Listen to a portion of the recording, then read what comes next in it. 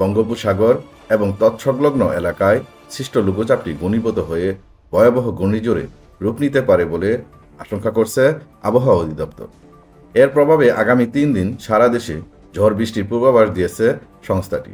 একই সঙ্গে দেশের বিভিন্ন এলাকায় মাঝারি থেকে ভারী বৃষ্টিপাতের সম্ভাবনা রয়েছে। আবহাওয়ার পূর্বাভাসে বলা হয়েছে, মঙ্গলবার রংপুর, ময়মনসিংহ ও সিলেট বিভাগের অনেক জায়গায় এবং ঢাকা, রাজশাহী, খুলনা, বরিশাল ও চট্টগ্রাম বিভাগের কিছু কিছু স্থানে অস্থায়ীভাবে দমকা হাওয়া সহ বিদ্যুৎ চমকানো, মাঝারি ধরনের বজ্রসহ বৃষ্টি হতে পারে। একই সঙ্গে কোথাও কোথাও হতে পারে মাঝারি ধরনের ভারী বর্ষণ।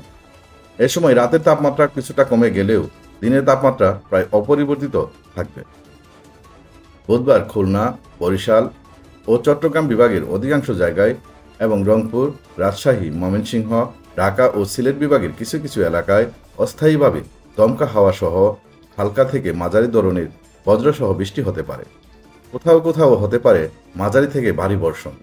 বিশেষ করে দেশের দক্ষিণাঞ্চলে দিনের তাপমাত্রা 1 থেকে 3 ডিগ্রি সেলসিয়াস কমে যেতে পারে। সারা দেশের রাতের তাপমাত্রাও সামান্য কমতে পারে। বৃহস্পতিবার দেশের প্রায় সব বিভাগ, রংপুর, রাজশাহী, ঢাকা, ময়মনসিংহ, খুলনা, বরিশাল, চট্টগ্রাম ও সিলেট এ অস্থায়ীভাবে দমকা হাওয়া সহ বিদ্যুৎ চমকানো, বজ্রসহ বৃষ্টিপাতের পূর্বাভাস দিয়েছে। সেই সঙ্গে দেশের বিভিন্ন স্থানে হতে পারে মাঝারি থেকে ভারী বর্ষণ। আবহাওয়ার এমন পরিস্থিতিতে জনসাধারণকে সতর্ক থাকার পাশাপাশি প্রয়োজনীয় প্রস্তুতি গ্রহণের পরামর্শ দিয়েছে আবহাওয়া অধিদপ্তর।